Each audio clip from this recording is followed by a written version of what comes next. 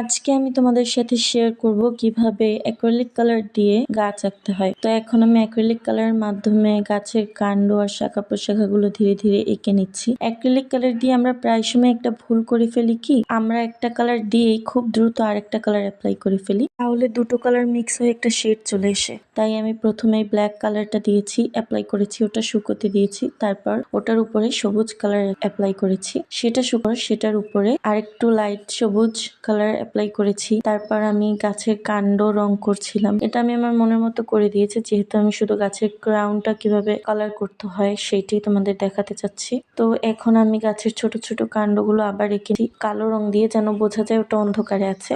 তারপর আমি হলুদের সাথে হালকা একটু সবুজ মিলিয়ে গাছের হাইলাইট করছি, গাছের গ্রাউন্ডটা বোঝা যায় আলোটা কোন দিক থেকে আসছে। তারপর এখন আমি আবার কাণ্ডগুলোকে কালো রং দিয়ে আবার একটু এঁকে নিলাম, যেন বোঝা যায় যে এটার ভিতর থেকে। আজকের টিউটোরিয়ালটি হচ্ছে অ্যাক্রিলিক কালার দিয়ে কিভাবে ছোপ আঁকতে হয়। প্রথমেই আমি এই ব্রাশটি দিয়ে ব্ল্যাক কালার অ্যাপ্লাই করেছি, তারপর এই ব্রাশটি দিয়েই আমি ডার্ক গ্রিন এবং একটু হলুদ কালার একসাথে মিক্স করে অ্যাপ্লাই করে দিয়েছি। তারপর এই ব্রাশটির মাধ্যমে এখন আমি আর একটু ডিটেলস দিব, আর প্রত্যেকটি লেয়ার দেওয়ার পর কিন্তু আমি সেটাকে শুকিয়ে নিয়েছি, নয়তো কালার মিক্স হয়ে যায় এবং অন্য একটা শেড চলে আসে। এখন আমি তোমাদের মাটি এবং আকাশ এঁকে দেখাচ্ছি যে এখন এই ঝোপটা একটা পরিপূর্ণ ঝোপের মতো লাগছে কিনা। সামান্য একটা ঝোপ কিন্তু একটা অ্যাক্রিলিক পেইন্টিং করার ক্ষেত্রে অনেক গুরুত্বপূর্ণ।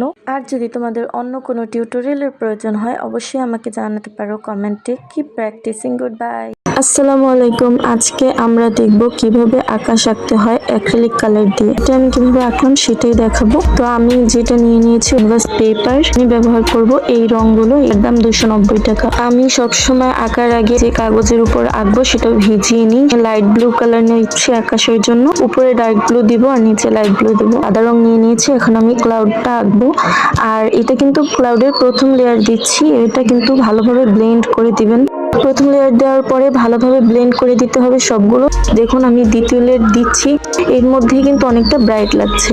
আর ক্লাউড আঁকতে কিন্তু অনেক সাদা রং খরচ হয়। এর সাইডে ছোট ছোট সাদা একটু ব্লেন্ডেবল দাগ দিয়ে দিচ্ছি। ব্রাশে কিন্তু আমি এক্সট্রা কালার নিইনি, ব্রাশের যা লেগেছিল ওগুলো দিয়ে এই ছোট ছোট করে আমি দাগের মতো দিয়ে দিচ্ছি। এগুলো অনেক দূরের ক্লাউড, ছোট ছোট ভাবে দেখা যাচ্ছে এরকম বোঝায় এটা দিয়ে দিলে। তারপর আমি সবগুলো ভালোভাবে ব্লেন্ড করে দিচ্ছি। এই তো বিগিনার লেভেলের একটা স্কাই আঁকা শেষ।